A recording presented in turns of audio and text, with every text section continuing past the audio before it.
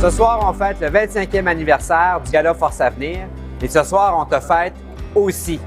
C'est tout le Québec qui se déplace pour venir te dire bravo. Reste engagé, reste persévérant. Le Québec a bien besoin de toi. Félicitations! Bon gala! Bon gala! Troisième étape de nos galas Force Avenir, c'est avec les jeunes du secondaire qu'on vient d'entendre rugir en haut sur le balcon. C'est la haie d'honneur qui se prépare. Ils vont descendre tour à tour et un à un dans la salle. Frank McKenzie. Danny Jacques Larivière. Trousse à l'itinérance.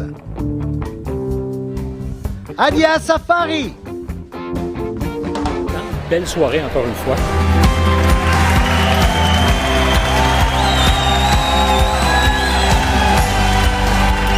Je vous l'ai dit tout à l'heure, c'est presque terminé. Il y a des gens dans la salle qui ne savent pas qu'une bonne surprise les menace parce qu'il y a chaque année, quand on arbitre les décisions difficiles, ce qu'on a fini par appeler des coups de cœur, des gens qui se sont pas faufilés jusqu'ici, mais que le jury, les membres du jury n'arrivent pas à mettre de côté. Donc, ces coups de cœur, Pauline Marois va vous les présenter. Puis elle sait ce que c'est parce qu'elle a travaillé sur des jurys depuis longtemps et elle sait à quel point c'est difficile de faire des choix. Alors, Pauline, c'est la beauté de ces coups de cœur. Ça permet de... C'est ça. En échapper moins. De se consoler de ne pas avoir été capable de les choisir parce que le choix était trop difficile. Mais moi, j'ai une question à poser à tout le monde avant. Est-ce que vous pensez, avec tout ce qu'on a entendu et vu ce soir, que le Québec a un bel avenir? Dans le pôle Montréal, Laurentides, Lanaudière, Laval et Montérégie, dans la catégorie personnel engagé, Danny Jacques Larivière. Bravo!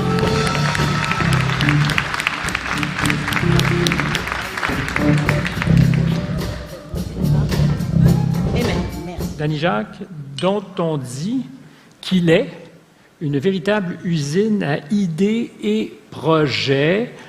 Ça signifie quoi, produire de façon industrielle des idées, des projets, engendrer des maux de tête auprès de ses collègues ou au contraire des sourires? Un peu des deux. Un peu des deux. Oui, dans le fond, je travaille dans le parcours de formation axé sur l'emploi, un peu comme on vient d'en discuter. Et puis, les élèves auront à faire des ateliers plusieurs périodes par semaine. Donc, ça laisse place à beaucoup de créativité pour les membres du personnel, pour ce qui est de mettre en place des projets, des activités. Et ça déborde aussi sur le parascolaire, toutes ces activités-là. Ma question n'a pas rapport, mais est-ce que tu t'attendais à être avec moi sur scène ce soir? Pas en tout. Ça se passe correctement aussi? Ouais, un peu stressant, mais oui, ça va. Un peu stressant. Pour qu'on comprenne justement, c'est quoi ce type de clientèle un peu différente de ce qu'on retrouve à l'école et de leurs besoins, de leurs ambitions. Est-ce que tu pourrais élaborer un peu là-dessus? Oui, dans le fond, moi, j'ai plusieurs groupes qui sont en soutien langagier, donc qui ont une dysphasie, qui est un trouble du langage. Ils ont différents niveaux. Leur parcours scolaire est différent, donc pour eux, des fois, ça va être difficile de l'accepter ou de sentir qu'ils ont pleinement leur place. C'est le temps de faire un deuil puis de s'y habituer. Donc, je ne sais pas si je réponds à la question. Mais tu réponds à la question parce qu'on voit le type de clientèle avec laquelle tu travailles. Ça, exactement. Est-ce qu'on s'habitue comme professeur à ce que, à chaque fois, chaque histoire est une histoire très particulière? Oui, en fait, on s'y habitue à chaque fois, c'est le travail. Moi, juste pour préciser, là, je suis pas enseignant, je suis technicien en éducation spécialisée, là, TES, comme les autres le disaient. Donc, dans le personnel de soutien. Puis oui, c'est mon travail, puis j'adore ça, m'adapter à eux, à chacun de leur histoire pour leur offrir différentes opportunités dans le programme. Au nombre des missions que tu t'es données, c'est de faire en sorte que l'école soit aussi agréable pour tous, avec entre autres, si je suis bien informé, la Pixel Zone. Oui, exact. Dans le fond, moi, dans les ateliers que j'ai offerts, j'ai parti de projet informatique et on a créé avec les élèves la Pixel Zone, qui est un local le midi ouvert à l'ensemble de l'école, mais qui a été créé par les élèves dans mes groupes à moi. Donc, eux qui se sentaient qu'il n'y avait pas nécessairement des fois une place bien à eux, créait la place où tous les élèves de l'école voulaient aller le midi.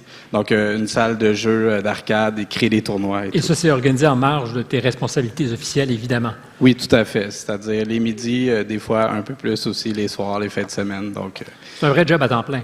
Exactement, oui. Et moi, j'aime beaucoup l'idée de Kit Kodak, ce que tu as développé pour faire en sorte de ne pas donner à des photographes professionnels le contrat de la vidéo et des photos pour le bal de la fin d'année.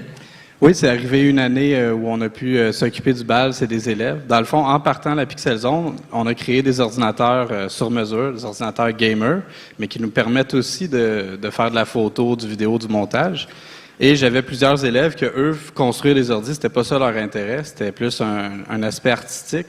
Donc, on a parti Kid Kodak, qui est la chaîne YouTube officielle de l'école. Donc, c'est les élèves qui font tout ce qui est événementiel et qui créent les souvenirs pour le reste de l'école. Très chouette. Ouais. Bravo, merci. Je pense qu'on peut l'applaudir. Monsieur.